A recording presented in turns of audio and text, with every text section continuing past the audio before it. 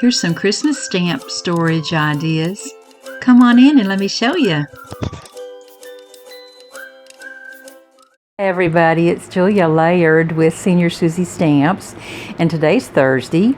It's Studio Tip Day, and I have been working on my Christmas stamp storage, and I thought I would share with you what I've been doing with my stamps.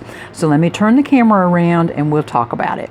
So I've about got all of my stamps in cases and categorized, except for the snow flakes and snow people. They're still over there on the table waiting to be sorted out. But what I have done is to put, let me see if I can show you here. I put a label on top of the case, and then I put a label on the spine of the case, because sometimes when I have them stacked like this, if you don't have the label up on this end, you can't see what they are. But then when they are stacked like that, you can't really tell what the top one is without scrunching down to look at it. So that's one thing that I did. The other thing I did, I have two different sizes cases here, and this size holds one layer of wooden stamps, and this size holds two layers of wooden stamps. And a lot of my stamps I broke out of the cases, and I know it took me a long time to come to terms with that because I just did not want to do it. But what I was finding is that if I was looking for this Christmas tree, for example, I couldn't find it because it was in a set somewhere, someplace else. So I just made the decision for my studio that it's okay to sort stamps the way I feel like I can manage them. And I have really almost worn my labeler out this week, but it has been such a good tool for me. I think I have a couple of boxes that are mixed still, but they kind of seem to sort of go together to me. Like this one, for example, is angels, carolers, and children stamps, candy and cooking, Christmas trees and pine cones, mice and mittens, that kind of thing where there might be a little overlap.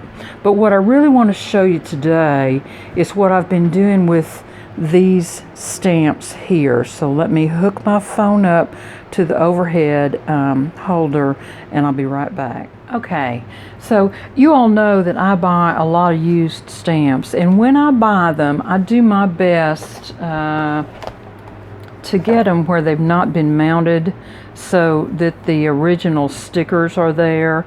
This one came in earlier this year, and I mounted it up on easy foam. I have a video on that, but when I was going through my stamps, I realized that this snowman stamp needed to be in with the snowman. So I'm going to split this out, and I'll put these probably in with children, and this one probably in with fall, but this one definitely needs to go in with the snowman. And this is frequently the way I get them in, where they've just never been mounted. Or, for example, this one was mounted, but it's mounted up in a fashion that I really don't want to use, and I'm going to talk about that in just a second, so hang on. Let me show you what I'm going to do with these, because I have pre-cut the excess rubber off, and it's all right to do that with these old sets. You know, you're not going to be able to file a warranty claim on any rubber stamp that's let's see, this is a 2004 set, so the warranty's pretty well gone on these, I think. And what I want to do then is to mount these up onto my easy foam, and it's a simple process to do. I just lay the stamp down on top of the side that's printed, because that's the side that's got the sticky on it, and I'm just going to cut it. And I know that you all who remount stamps, this is redundant for you, but the next step was new to me, and I just had an epiphany while I was doing this process to use my clamshells. So this stamp now is all mounted up, But the problem here is that when you do this way, then you throw it in a drawer, and what you see is this. Well, when you're looking for a stamp, that's not very conducive to helpful finding of a stamp. So this is what I'm going to do. I'm going to take the original label, which is right here, and I'm going to peel it off, and I'm going to put it on this piece of acetate. Now let me tell you where these acetates came from. They came from the tops from some of these old clamshells. So I have cut up the top, so I'm recycling the top on the clamshell, and I'm going to put the label right down on that. And this may have been done before, and you all may be doing your stamps this way, but I just had never seen it done, and I thought, well, I might as well try it and see. And I really like it this way for a couple of reasons. Of course, you can tell then what the stamp is, and I always usually kind of dog-ear the corners so that those little sharp corners won't bite me when I reach down in my case. But then this will stick to that, and you can lay it down on a piece of paper for placement to see where you want that, and then put it on your MISTI exactly in that spot and go with it. So I think this way of unmounting and storing stamps is a good idea to keep, and it uses the old clamshell. You should have enough surface area on your clamshell if you use the original one. Like, for example, if this was a clamshell, that would have that much surface area, so it's a wash as far as your clamshell usage is concerned. You follow me? I'll let you know that you can use the bottom part of the clamshell as well as the top. You just have to break your way into it with a pair of scissors, and that's not hard to do. Let me cut this one off and I'll show you. See, all you have to do is come up this way and just cut right in there, and you're good to go. Just avoid your raised areas, of course. But other than that, you've got usable acetate here for mounting your stamps as well. So I thought I'd add that little side note there. Okay, so this stamp is all ready to go into my candy cane drawer, and I'm going to set it over here. Now, let's talk about this one, because it came in, whoever had this stamp before me didn't pull the gray foam off. And what happens with these rubber stamps is it's usually not the rubber that causes the problem in an aging stamp. It's usually this foam, and it gets hard, or it gets hard in spots, and then it doesn't stamp well all over. This black doesn't show up well in my drawer, so I was going to pull this off and just remount it onto my easy foam here, which is a gray, a light gray, and that way it'll be easier for me to see it in the drawer. And so it just takes one little small second here to get these ready to mount.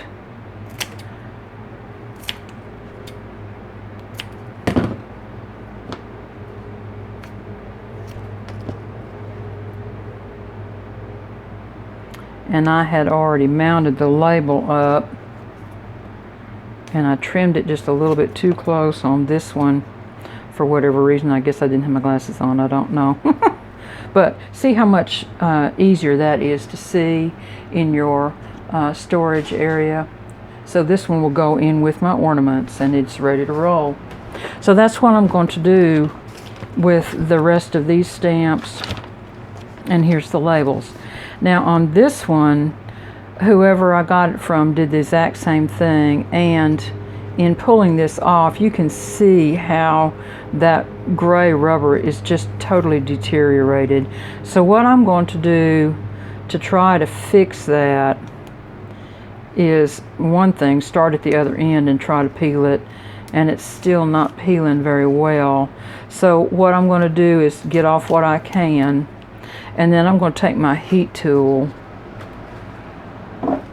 and heat this up and see if I can get my heat tool's hung up over here. Hang on a minute. It got mixed up in with the labeler cord.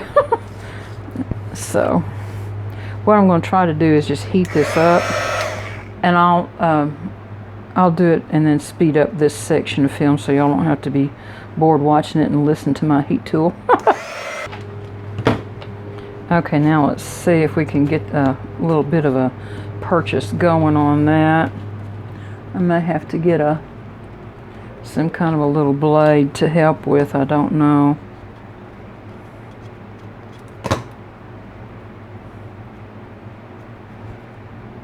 This one's just being obstinate, isn't it? That's okay. There are ways to work this off.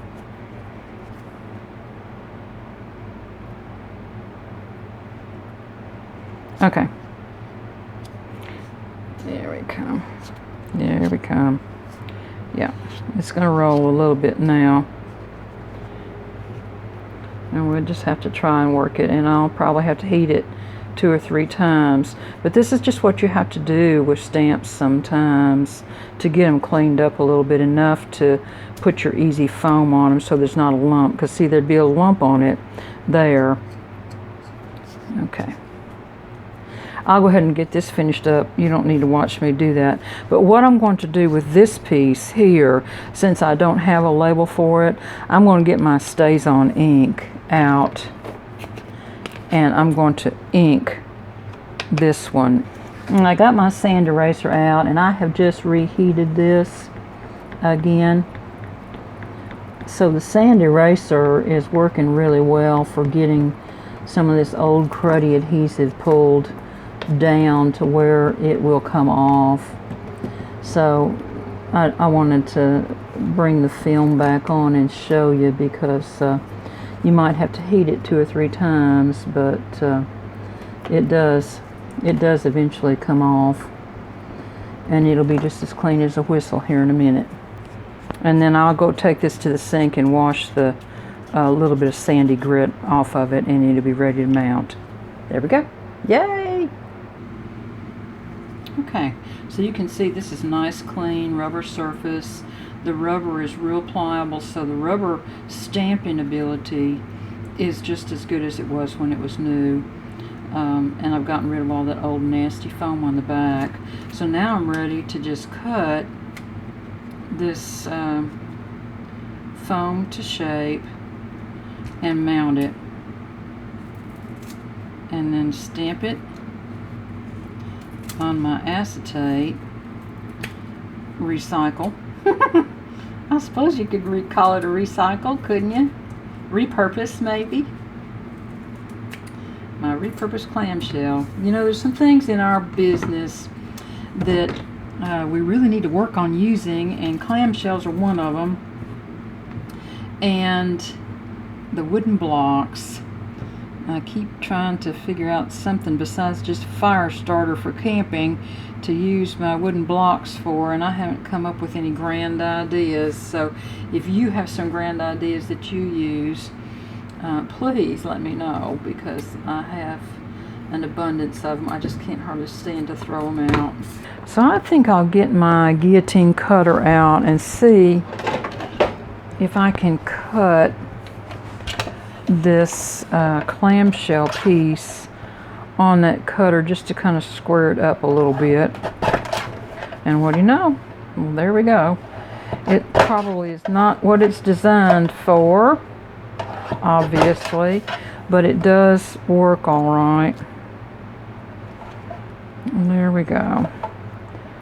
So that's about 1.75 inches, I think. So here's the finished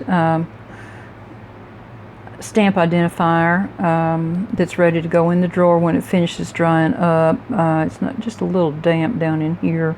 I think, you know, stays on. It's going to take a little while to dry, but so that's that stamp all fixed and ready to go. I got something on there. I couldn't quite figure out what, but it held the ink, stays on ink, and I couldn't get it to come out. But it's good enough to stamp with, and that's fine with me. So it's going to go in my drawer. No, actually, this is going over on the rack with the 2 front stamps when it dries. If I can keep my fingers off of it. So the next thing I'm going to do then is to go ahead and get all these little other stamp remnants mounted up on my Easy Foam. So here's all the stamps mounted, and they have their own little identifier based on that clamshell that I cut up, and the labels that were available, because these stamps were not mounted when I got them. So I hope this helps you with an idea for decreasing your stamp storage requirement, and especially with regard to Christmas stamps, because they take up so much space. But at any rate, this is Julia, and I hope you have a great week, and I hope you enjoyed this studio tip. If you did, give me a like and a comment. Thank you. Bye-bye.